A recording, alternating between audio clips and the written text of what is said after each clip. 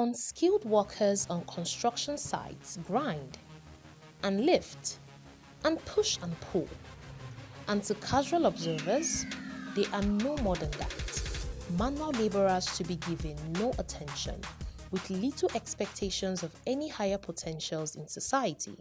Sometimes, this way of looking at laborers may be challenged by interesting surprises when a closer look reveals that some manual laborers show more aspects of themselves beyond their lowly stations. Leave no quest undone, nor yield to little minds of small men filled with fear. Take no counsel with frightened memory or illusion. Never smell the dismayed air of despair. It is better to choke on the dust of brave men.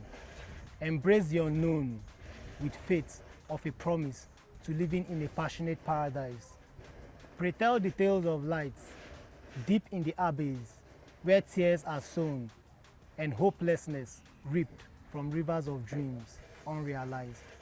The lights, be they of burning brimstone embers, the reflection of stars on polished tombstone, or diamonds from the underworld, seeking true lover from above. I hunger to know all that is. I'm possessed by a passion that demands enlightenment, even in the shadows of all men, angels, and gods. In the case of Tommy Ubong, a young adult in his 30s, it is an inspiring encounter to find not only an artistic side, but also a talent for intellectual reflections.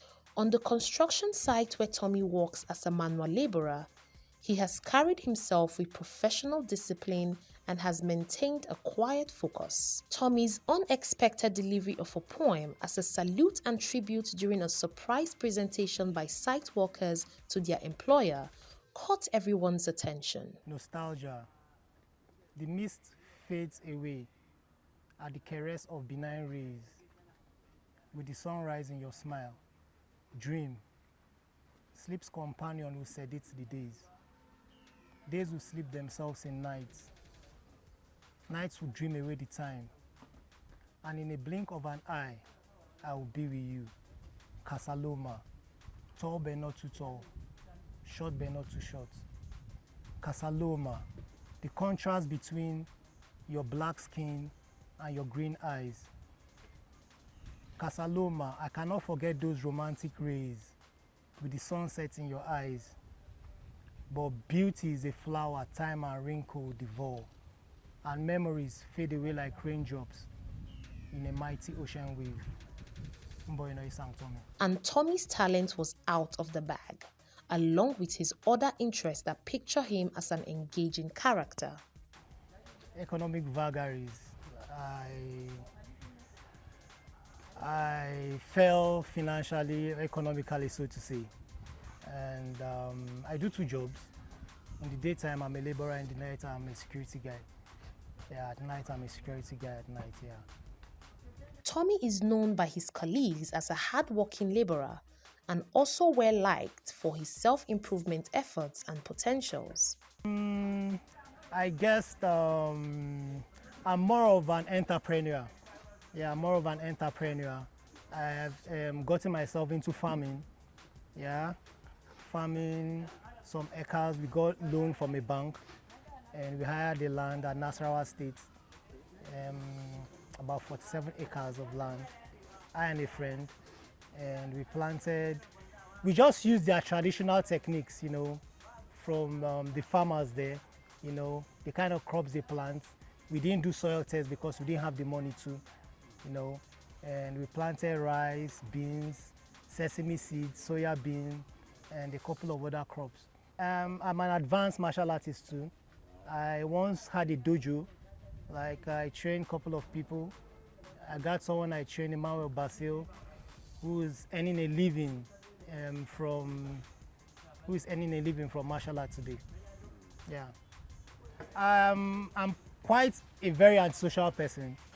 Yeah, I'm quite, I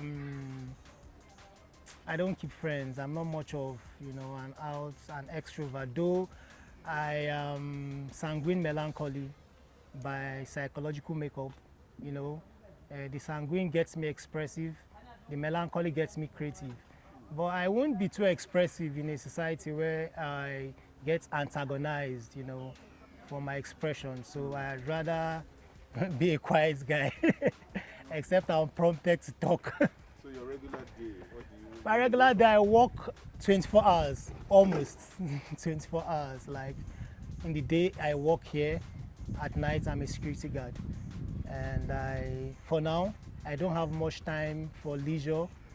I barely have time to do my martial art practices, but I try to.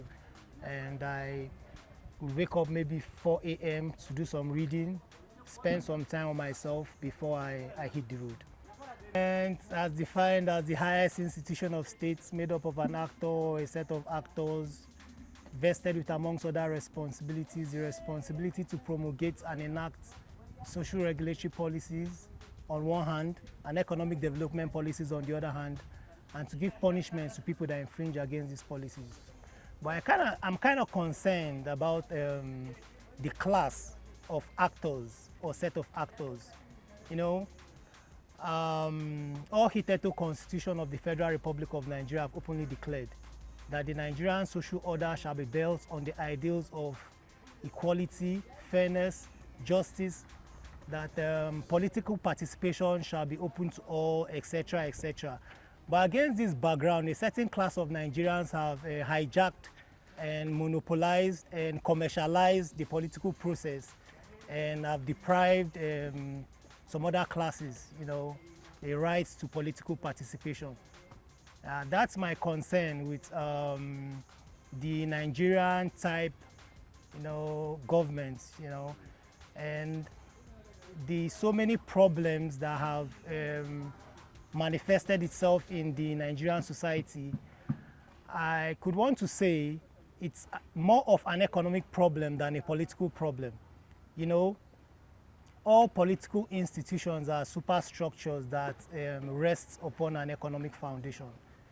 The economy of a nation is like a barometer because it points to the state of a nation.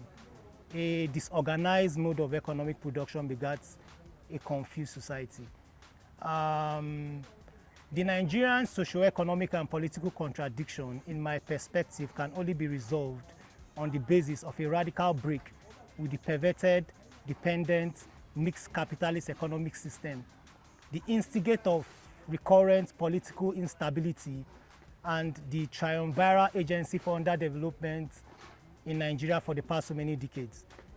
In 1964, a social scientist, Che Guevara, noted that in contrast with the surging growth taking place in the socialist economies, he mentioned Romania, Cuba, Bulgaria, Yugoslavia, etc., etc., that the growth taking place in the capitalist economies was, albeit much slower, and some of them were in total stagnation. And Nigeria, as a primary example, the rate of economic growth remains lower than the rate at which population was increasing. These characteristics are not alien.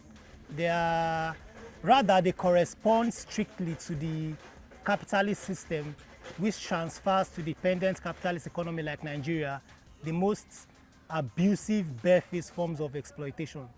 Indeed, Tommy is a man of many parts. The ups and downs of life may have brought him to this station of survival at this time, but he strikes one as being more than just a laborer, one with potentials for higher skills. I'd say, colonialism and neo-colonialism, transatlantic slavery, Arab invasion of Africa, had done so many wrongs or truncated African, the smooth flow of African development. There were times Egypt was like the United States of America. I know Socrates, Archimedes, Pythagoras, and a lot of the Greek philosophers schooled in Africa, But I think our development was truncated by these things. What, in my opinion, I'd say a structural, or better say an attitudinal revolution, towards the status quo could be a good leap. Could be a good leap, People could constructively criticize, you know, constructively criticize the government, constructively criticize the economic structure, constructively criticize themselves too, and take introspections, So someday, if we all are good guys, Nigeria will definitely be a good place.